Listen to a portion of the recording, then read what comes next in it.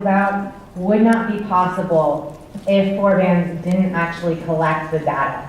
I mean, we wouldn't be able to say that 400 jobs could be created. I mean, they could give us a guesstimate, but they couldn't actually say that. So this is something that's really important, and why data, it helps tell the story. And they also do, to be nerdy for a moment, qualitative. So they actually kind of have also little stories that they tell about the actual entrepreneurs and what they've done. And so it doesn't have to be all numbers, because sometimes I know numbers freak people out, but it can also be the other side and telling the story. And I think as Native people, we're very good at telling stories. So I think that's another way to look at research, is just telling a story. And also to go along with that, one of the downsides in data collection that we found that can be difficult, and if someone has an answer, it would be excellent, is finding the best ways, systems to collect the data in. Because as important as it is to collect the data, if you can't pull it out of the system, it's very hard to use. And so that's been one of our challenges in this study, is trying to pull out that data. And I mean, we've been able to do it, it's just been much more time consuming versus if we had a system that was much more able. And also too, the data, having it holds the organization accountable to the community.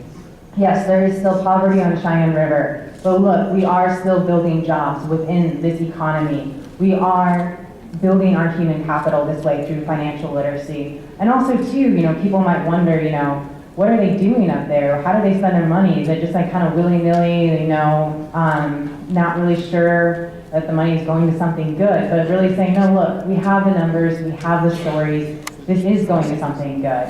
And something that we're talking about that hasn't actually really happened is this data that they're collecting, it's an excellent use for tribal and state economic plans. So they've already done the research on where do the industries need to grow. They need legal. So that would be something that a tribe could plug into. Or if there was issues with starting a business, well, what's the holdup? Is it because our licensing process is absolutely horrid and nobody ever wants to go through it, so I might as well go off res because I can do it a lot faster? Then there's another thing to look at. Also too, it demonstrates the economic power that a res could have within a state economic plan and building up that partnership. That's the end of my PSA. I might have a little more later, but that's it for right now.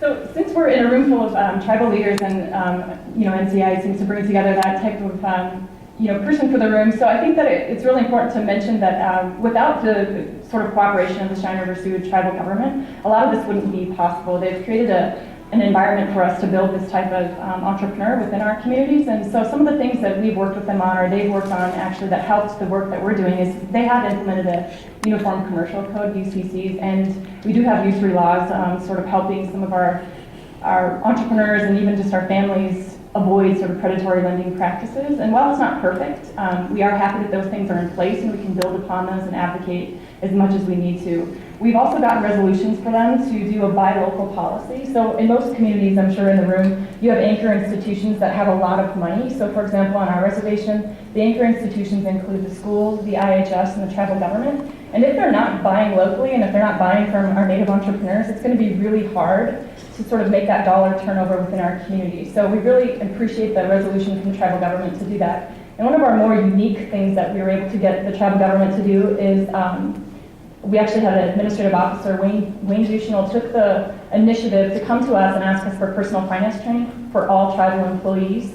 We've seemed to abuse the payroll deduction process a bit on Cheyenne River. And so he really thought it was very important for tribal employees to just learn a little bit about budgeting and financing, just to strengthen Native families on Cheyenne River. And so we trained over 270 tribal employees on personal finance training. So that was a huge accomplishment. Other things we're really talking about using, cooperating with tribal governments and possibly, financing some of the products or projects that we've got going on. So we've got a lot coming down the pipeline, but I just wanted to mention in this room that without the support of tribal government and some of these sort of initial regulation things, it wouldn't be possible to build an economy like this.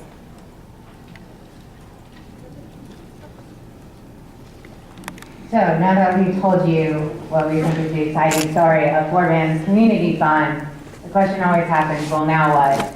I'm not on Cheyenne River, so what does this mean for me? And what we've seen from the research and analysis is that it suggests that this strategy does work, especially when, as Lakota just talked about, had tribal government engagement and policies that kind of complement what's going on. So, as I mentioned earlier, we have 4 areas, there's 2 right now that are up, that are really useful, we think, for tribal leaders and for nonprofits and for other people in the room that kind of like next steps, what do we do, policy recommendations, ideas. And these also have come from, they've noticed it's been successful in the South Dakota Indian Business Alliance, which Forbands has helped, I totally just lost my word, lead, there's the word I'm looking for, lead. And so the first one that we have up is governance. And Lakota just spent time talking about the importance of the support of governance that comes from tribal governments so that you can build up citizen entrepreneurs, private sector on the reservation. I mean, it can be anywhere from simple as passing a resolution saying, yes, we do support this. So, you know, you can be held accountable saying, okay, if we support this, then going back to can we put in usury laws? Can we put in that uniform commercial code? Can we put in that buy local option?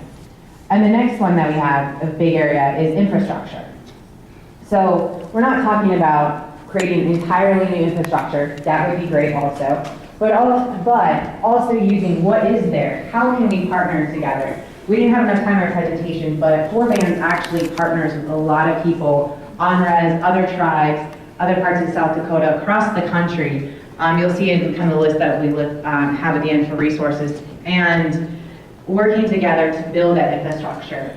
Several examples. One would be zoning. How can someone set up a storefront to make it easier? And can they have water? Because water can be an issue.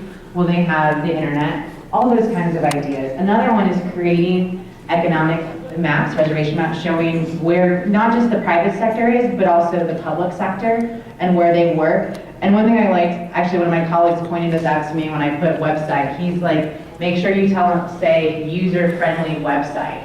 Because I don't know if any of you have been to websites that are not user-friendly and you have no idea and you cannot find what you're looking for. So that it's not build your infrastructure if nobody can find what you're looking for just because you have it up there.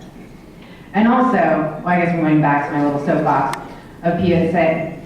Infrastructure also comes from, part of infrastructure is data collection and having that built into your infrastructure so that you can collect the data to tell the stories. Two of the remaining tiers are just these things that we're able to do specifically with the finance. So if you're not familiar with the CDFI and what you're able to do with a revolving loan fund, it's really innovative and unique financial products. There's really not a financial product out there that we can't create for our community, and that's kind of the exciting piece of it. You do have a board of directors who kind of control the operations, and you do have loan policies and stuff, but you have the ability to flex within that, and knowing how often natives are left out of the access to the capital and to the markets. It's a really unique sort of flexible model to build these financial products within. So I really encourage some of the policy recommendations to sort of think about what our financial products are and if they're allowing our people to get access or not. They're creating barriers. We also, with the resources, like she mentioned, Mary Beth mentioned, we do have a lot of resource development. The next presenter is actually